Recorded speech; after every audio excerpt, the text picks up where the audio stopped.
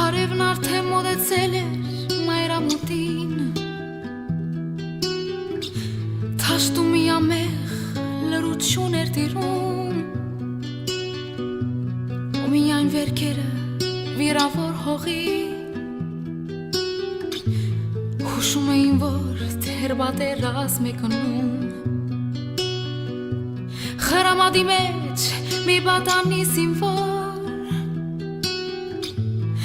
կարոտով նամակ էր գրում, նա հիշում էր տունը հայրենի, ծվարած հայոց լեռներում, միրացին իմ մայրիկ սպասիրից, և ես կգամ, ես քեզ շատ եմ սիրում, կարոտել իմ մայրիկ, ես հիշում եմ խոսքերը քո, սիրել հողը մեր հայրենի, ես հիշում եմ հարցունքները քո,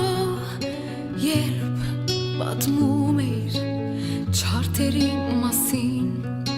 ես հիշում եմ դունը մեր փակի փարտին ծերացած, ես հիշում եմ խոխոչն արվագի ու մանկական խաղերը սանցած, ու լսվեց հրաման մի որոթը խրտած, ցաներ արգերի տակ հողը տնքած, ձերքին հրացան նամակը ծոցում բահած, տղան առաջ նետվեց հատամները սեղմած, պետք էր անցնել ընդամենը 100,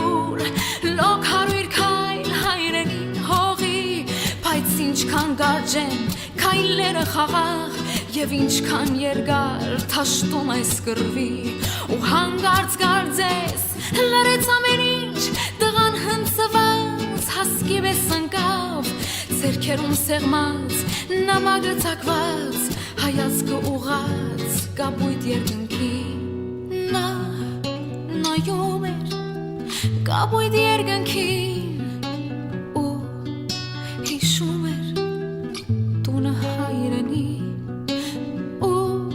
փակի փարտին ծերացած, որի տակ մայրը կսպասի նամակի, հարևն արդեն մոտեցել էր մայրամուտին, հրեդանու ձայնը լսվում էր հեռվում, ու միայն մահամերձ ընկած հայորդին, հայոց լեռների երգներ երգում,